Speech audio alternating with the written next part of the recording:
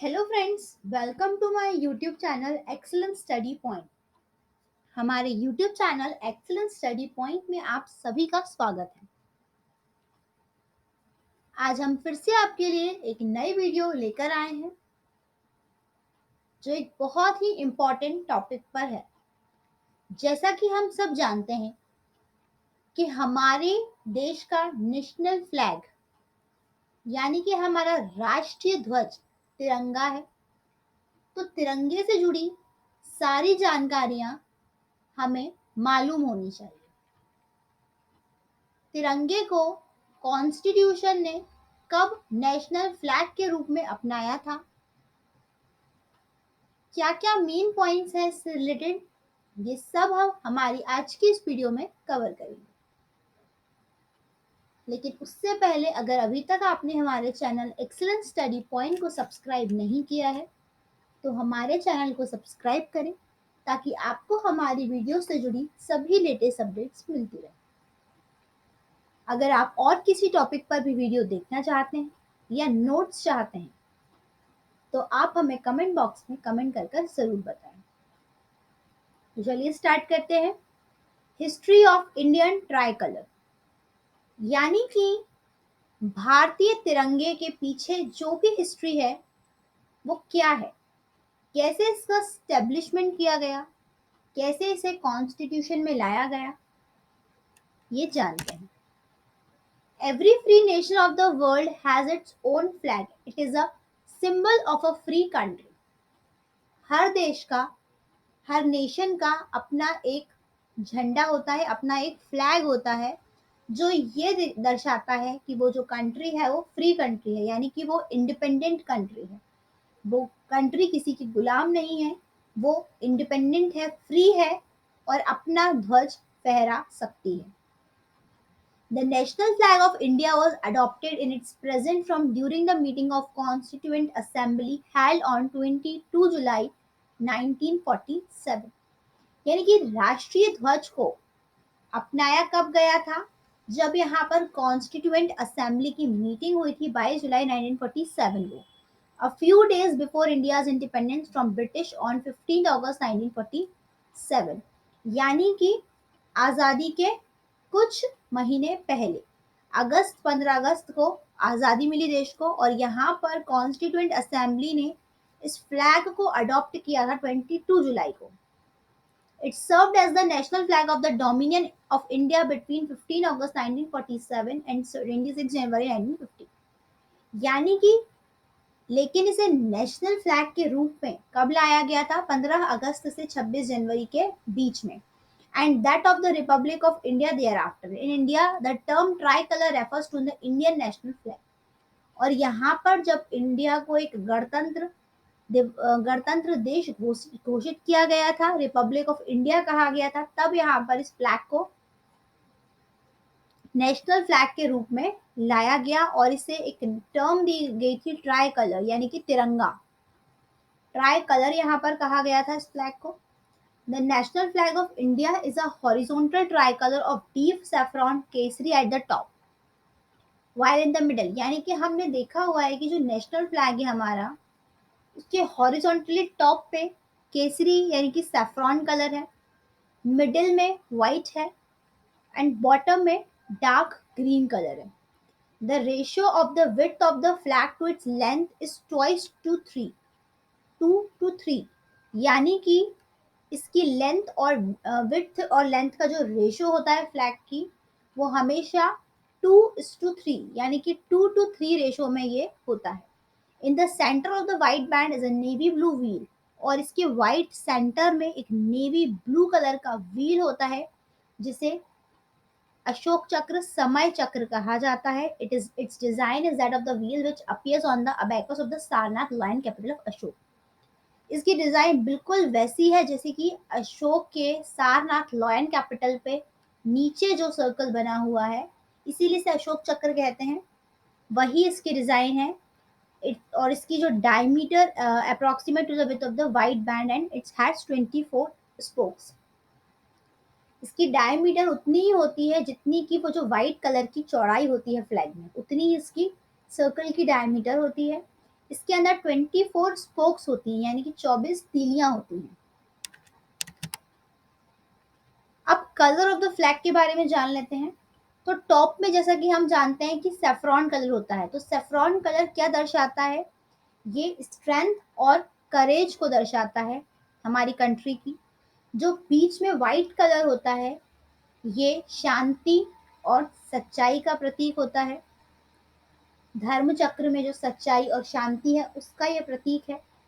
और लास्ट में जो ग्रीन कलर होता है, ये हमारे देश की ग्रोथ को दर्शाता है, फर्टिलिटी को, ग्रोथ को, ऑस्पिशियसनेस को दर्शाता है। इसके बाद द चक्र, तो चक्र के बारे में अगर हम जाने, तो ये हमने जो सारनाथ लॉयन कैपिटल है वहां से इस चक्र को लिया हुआ है। इसे धर्म चक्र या समय चक्र, अशोक चक्र भी कहते हैं। ये लिया गया है मौर्यन जो एम्पायर थे, अशोक द ग्रेट, उनके सारनाथ में जो लॉयन कैपिटल, इनकी जो स्तंभ है वहां पर, वहां से इसे लिया गया है। द अशोक चक्र इज ऑल्सो नोन एज समय चक्र, इसे समय चक्र भी कहा गया है। इसके अंदर की जो 24 तीलियां हैं, वो एक दिन के 24 घंटों को रिप्रेजेंट करती हैं। और 24 स्पोक इसमें इसलिए हैं, वो 24 आवर्स ऑफ द डे बताती हैं, यानी कि ये समय को निर्धारित करती हैं, समय को दर्शाती हैं, इसलिए इसे समय चक्र भी कहा गया है।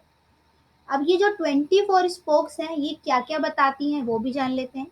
तो पहली स्पोक्स बताती है चैस्टिटी, जो दूसरी है वो हेल्थ के बारे में बताती है, थर्ड जो है वो शांति के बारे में बताती है, फोर्थ सेक्रीफाइस यानी कि त्याग का प्रतीक है, फिफ्थ मॉरलिटी का प्रतीक है, सिक्स्थ सर्विस, सेवेंथ फॉरगिवनेस का प्रतीक है, एट्थ जो है वो लव का प्रतीक है, ninth friendship, tenth fraternity, eleventh spoke जो है वो ऑर्गेनाइजेशन का प्रतीक है, ट्वेल्थ वेलफेयर का, थर्टीन प्रॉस्पेरिटी यानी कि हमारे देश की समृद्धि, फोर्टीन स्पोक जो है वो इंडस्ट्री, फिफ्टीन स्पोक सेफ्टी यानी कि सुरक्षा, सिक्सटीन स्पोक अवेयरनेस यानी कि जागरूकता, और सेवनटीन स्पोक इक्वालिटी यानी कि समानता, एटीन्थ अर्थ, नाइनटीन पॉलिसी, 20 जस्टिस यानी कि न्याय का प्रतीक है, 21st स्पोक जो है वो कॉपरेशन का, 22nd ड्यूटीज का, 23rd अधिकारों का, और 24th जो है वो बुद्धिमानी विजडम का प्रतीक है। तो यहाँ पर जो धर्म चक्र, समय चक्र, अशोक चक्र में ये जो 24 स्पोक्स हैं, ये पूरे दिन के 24 घंटों को भी दर्शाती हैं, और इन सभी तिलियों का, सभी स्पोक्स का अपना अपना एक मतलब है, हर एक चीज को ये दर्शाती है। अब अगर हम फ्लैग कोड की बात करें, तो फ्लैग कोड क्या होता है वो जानते हैं। On 26th January 2002, the Indian flag code was modified, and after several years of independence, the citizens of India were finally allowed to hoist the Indian flag over their homes, offices, and factories on any day, not just national days as was the case earlier. Now, Indians can proudly display the national flag anywhere and anytime as long as the provision of the flag codes are strictly followed to avoid any disrespect to the tricolor.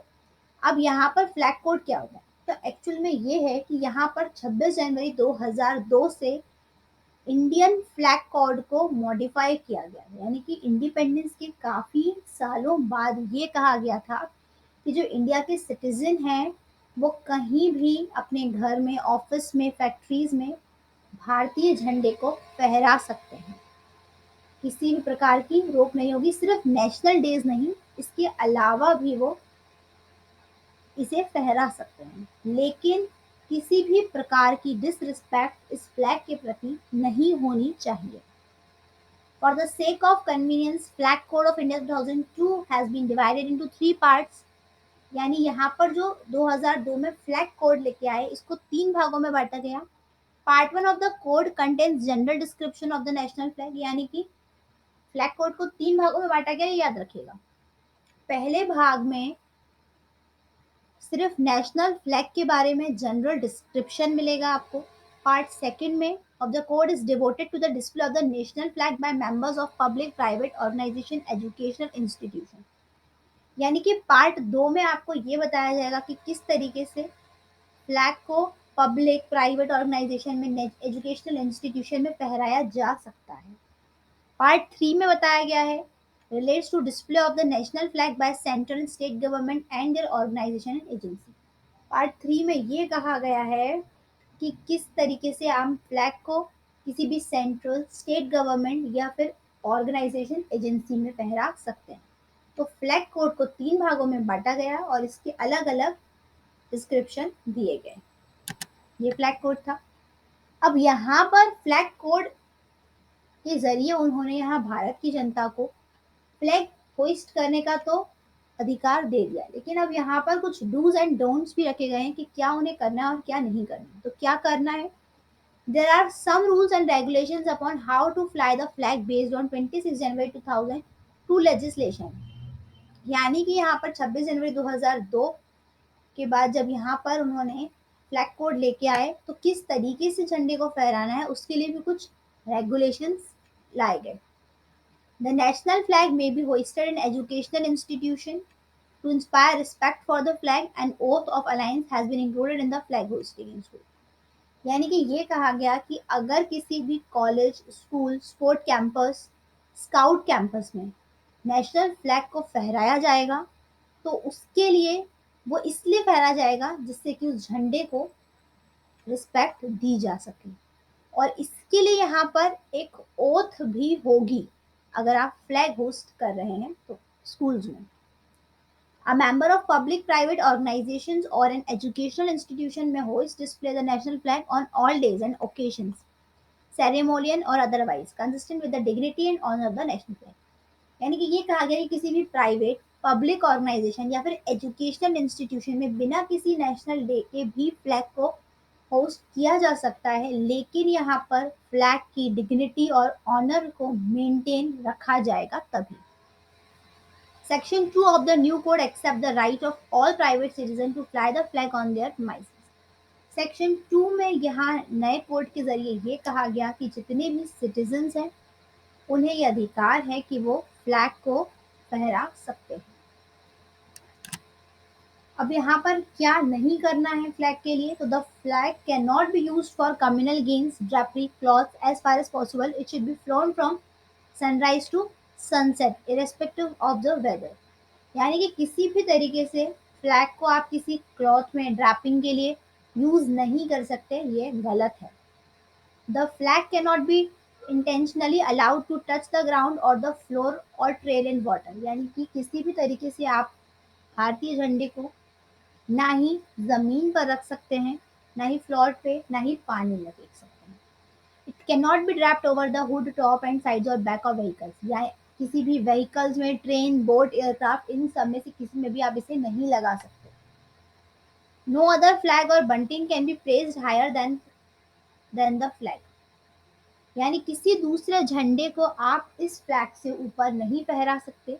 Also no object including flowers of garland emblems can be placed on above the flag. यानी कि flag के ऊपर आप किसी भी प्रकार की कोई भी ऐसी चीज नहीं रख सकते जिससे वो डिसरिस्पेक्ट हो उस फ्लैग की। The tri colours can not be use as a festoon, rosette और बंटिंग। यानी कि किसी भी गार्डलेंस में भी आप इसे यूज नहीं कर सकते हैं। किसी भी तरीके से इसके ऑनर और डिग्निटी को मेंटेन आपका रखना आपका फर्ज है। इसीलिए यहाँ पर जो फ्लैग कोड लाया गया है वो फ्लैग कोड यही कहता है कि आपको ये सब काम नहीं करते हुए अधिकार दिया गया है कि आप फ्लैग को होइस्ट कर सकते हैं। तो ये था इंडियन ट्राई कलर के बारे में। हमने जाना कि इंडियन ट्राई कलर को यहाँ पर कब कॉन्स्टिट्यूशन में लाया गया। कॉन्स्टिट्यूएंट असेंबली की बैठक के बाद यहाँ पर इसे कॉन्स्टिट्यूशन में शामिल किया गया था एज अ नेशनल फ्लैग और इसे नाम दिया गया था ट्राई कलर यानी कि तिरंगा। तो हमेशा हमें इसकी डिग्निटी को, इसके ऑनर को मेंटेन कर कर रखना है क्योंकि ये हमारे देश का सम्मान है। आज की वीडियो में बस इतना ही। अगर आपको हमारी वीडियो पसंद आई हो तो इसे लाइक करें, शेयर करें अपने दोस्तों के साथ और हमारे चैनल एक्सीलेंस स्टडी पॉइंट को सब्सक्राइब करें ताकि आपको हमारी वीडियो से जुड़ी सभी लेटेस्ट अपडेट्स मिलती हैं। Thank you.